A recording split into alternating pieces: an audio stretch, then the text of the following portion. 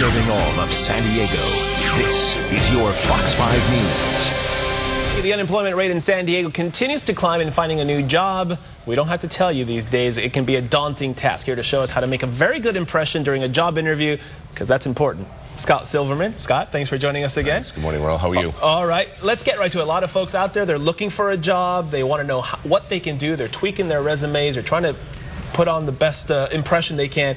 What can you tell them how to get a job, number one? Well, first and foremost, people hire people. And at the end of the day, we want to make sure that you know that people don't hire resumes. Right. And one of the things that we're hearing a lot of in our community right now, unemployment's in the high single digits, but really when you think about it, the only people getting counted are those on unemployment insurance benefits. So it's a lot higher. So the competition's even greater. But most employers today are talking about how they're not hiring. But guess what? We're in the service industry. We're in an industry where people turn over all the time. So even though they're not promoting jobs, I encourage you to get out there, build relationships, and network with everybody you know. I know a guy just last week who actually got a job lead from somebody who just lost their job because he had skill sets for that job that individual just got terminated for. So you never know where that resource is going to come from. You never know where that information is going to come from or where that next relationship and the next introduction is going to come from. You keep your options open. You keep meeting new people. And now the follow-up to that would be, why should people hire you in the first place? And what kind of tips can you give people on their resumes? Because the impression is, okay, here's my resume. It looks great, but why should I hire you? You know, it's interesting. People go in with that entitlement idea, you know, that I've just finished many years of college or I have 14 years on my resume. But you know what?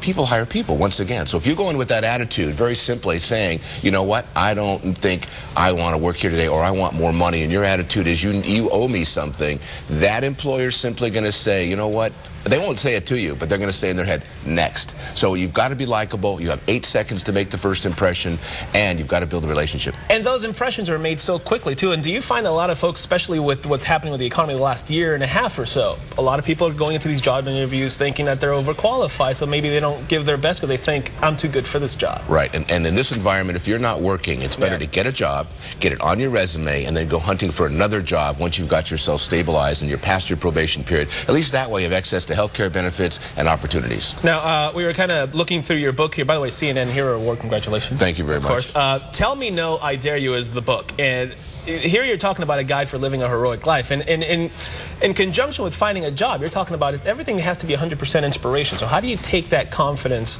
and that inspiration and turning into actually making the job happen for you? Well, you know, the title of the book is Tell Me No, I Dare You. So when you go into an interview, you know, your head's telling you know what, they're not going to hire me. They're not going to put me in this workforce. They're not going to do this. And what happens is when you say that in your head, it gets crossed to the other individual. You convey it that way. So what I talk about in the book is find your yes, make a commitment to it, and be willing to be uncomfortable, if you will, for a little while, but get comfortable being uncomfortable because it's going to be a challenge, especially in this environment. And be patient. It will happen in the right time. It's just maybe not be yours. And in the book, you also address the cynics out there, but your goal, obviously, you're saying you want to break the cycle of unemployment, poverty, homelessness, because you're calling this a cycle. And how do we actually bust in there and break this up?